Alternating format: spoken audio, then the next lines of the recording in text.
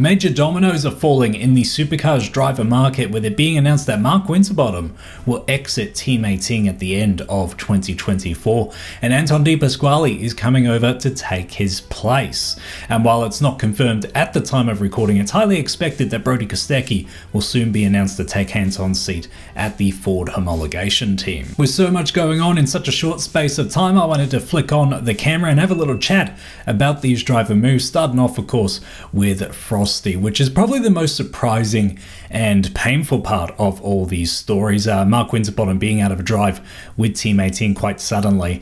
He was out of contract at the end of the year, as reported by Speed Cafe. However, it was expected clearly by himself and fans that he would be sticking around with that team. And I think Mark Winterbottom's social media post in recent days definitely illustrates the suddenness of this, where he says, "To my supporters, the last 24 hours have been a whirlwind, as I was told Team 18 signed a different driver for 2025.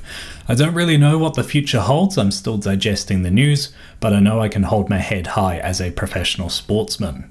I have given 110% and loved working with the team crew and all the sponsors. You are great people. I truly value the support from my family, friends, sponsors, and supporters at a time where I need it most." And while of course we don't know what's going on there behind the scenes, I think the tone of that post suggests the surprise and disappointment I think Mark Winterbottom has with how things have unfolded. And now, quite late in the silly season, Mark Winterbottom is forced to try and go searching, quite desperately in fact, for a full-time drive, which isn't going to be easy. And that's a shame for someone of his history and stature in the sport. You always want someone like that to end their career, at least full-time, on their own terms, and it may be a struggle for Mark Winterbottom to do that at such short notice. On the flip side of that though, I do think getting Anton de Pasquale is a massive coup for Team 18. It's certainly not where I expected Anton to wind up. I actually thought he would be sticking with Shell V-Power, to be honest with you, and if he did move, my bets would have been on going somewhere like Premier Nulon with that engineering talent they've got brewing there,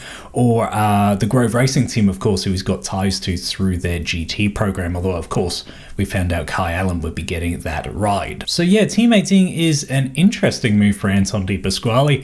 One I must admit I'm not convinced by. I think it is a bit of a risk for him, given that team has been pretty up and down throughout the Gen 3 era. However, he's clearly seen something there that he likes, and of course gets to reunite with Davey Reynolds, which I think is a fun relationship for us to enjoy as fans. But fingers crossed, the most important thing is that they find the pace to match. I think this also closes a chapter for Dick Johnson Racing as well. Anton leaving that team is a big storyline in itself, regardless of where he is going, because Anton was always flagged as the next big talent behind Scott McLaughlin to take that seat and take the fight to Red Bull and the other teams. But with the end of this relationship now, I think it just signifies how disappointing the past few years have been for Shell V-Power Racing, and that potential sadly just hasn't been realized like everyone would have hoped. It felt like the Shell team had been in a bit of free fall with the arrival of Gen 3, and while I feel like they're starting to turn a bit of a corner midway through 2024, there's still a long way of fighting consistently at the front, and clearly Anton decided to try something different. Of course, as one chapter closes, another does open, and that's likely to be in the form of Brodie Kostecki, who is heavily tipped to be taking Anton's seat at Shell V-Power Racing. However, I must stress that's not confirmed at the time I'm recording this video. That's a big move for the team, of course, getting the 2023 Drivers' Champion, one of the few people to beat Shane Van Gisbergen to the title in recent years, and it will be strange to see him in that red uniform, but I think it's a relationship that has lots of promise, especially after a rough year for Brodie Kostecki and his relationship with Erebus, and of course Dick Johnson Racing having a rough run of recent years as well. They're both being through the wall seemingly in recent years, so fingers crossed that the partnership can help both parties rebuild, and if it works, they could be a formidable force in the coming years. Of course, I could be getting ahead of myself here though, which brings us to your comments, and the first one here from Mad Kiwi saying Brodie is going to Premier Nulon Racing, and it's a fair point because he has been strongly linked with that team. In fact, up until this Anton announcement, I was 50-50 on where Brodie would end up between the two teams.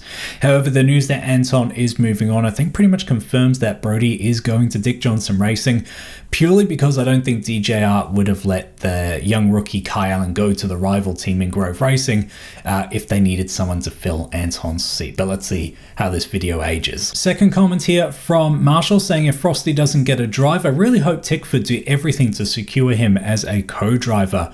It would be poetic for him to finish there, but also paired with Waters gives both probably their best chance of winning Bathurst outside maybe Feeney and Whincup. Yeah, that's a really good shout actually. Obviously this is a disappointing situation for Mark Winterbottom, but yeah, I think he could be a great co-driver pairing at Tickford.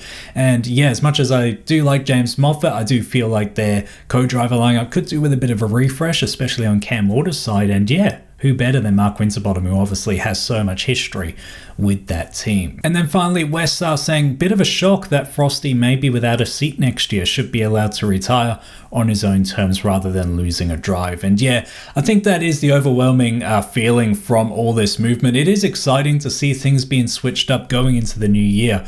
But yeah, I can't help but shake that overwhelming feeling of disappointment for Mark Winterbottom.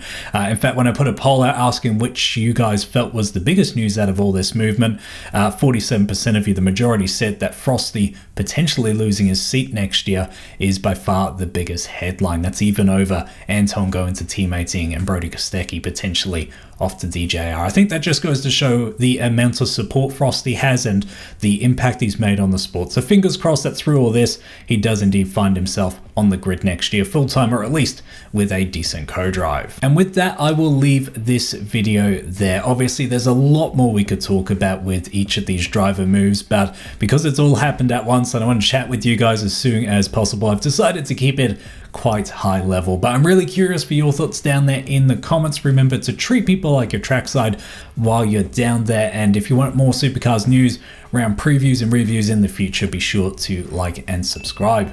Other than that, I will see you in the next one.